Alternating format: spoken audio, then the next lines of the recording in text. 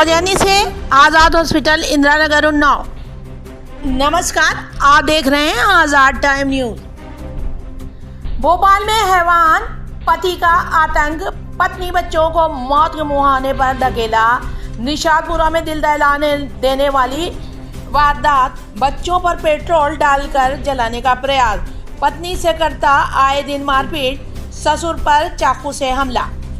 भोपाल राजधानी निशादपुरा थाना क्षेत्र से एक ऐसी हृदय विदारक घटना सामने आई है जिसने हर किसी को झकझोर कर रख दिया है। यहाँ एक पीड़ित मां जीनत ने अपने ही पति पर गंभीर आरोप लगाते हुए पुलिस से मदद की गुहार लगाई है। जीनत का कहना है कि उसका पति न केवल उसके साथ आए दिन मारपीट करता है बल्कि अब बच्चों को भी अपने हिंसक प्रवृत्ति का शिकार बना रहा है।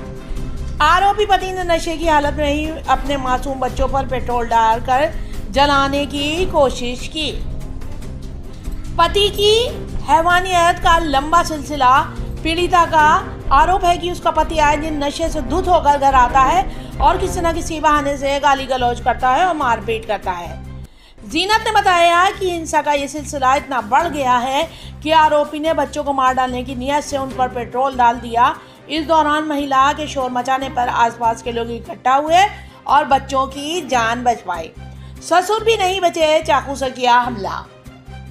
हद तो तब हो गई जब आरोपी ने अपने साथियों को बुलाकर जीनत के पिता यानी अपने ससुर पर चाकू से हमला कर दिया। गंभीर रूप से घायल ससुर को स्थानीय लोगों की मदद से अस्पताल ले जाया गया। पीड़िता का दर्द, हमने इंसाफ की आस में पुलिस का दरवाजा खटखटाया। रोते हुए जीनत ने कहा, मैं कई साल से ये अत्याचार सह रही हूँ। कभी सोचा था कि परिवार बचाने के लिए सह लूंगी, लेकिन जब उसने मेरे मासूम बच्चों को मारने की कोशिश की तब मैं चुप नहीं रही सकी। अब मुझे न्याय चाहिए।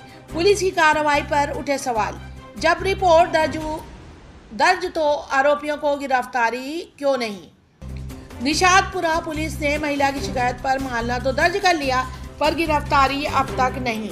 एक बड़ा सवाल पीड़ित महिला का कहना है कि फरार आरोपियों को जल्द गिरफ्तार कर सख्त कार्रवाई की जाए। इस घटना से स्थानीय लोगों में गुस्सा और आक्रोश है। मोहल्ले वासियों का कहना है कि आरोपी पति की हरकतें लंबे समय से सभी देख रहे थे, लेकिन जब बाल बच्चों की जान लेने तक पहुंच गई तो अब सब लोग न्याय की मांग कर रहे हैं। समाज के लिए ये एक चेतावनी है।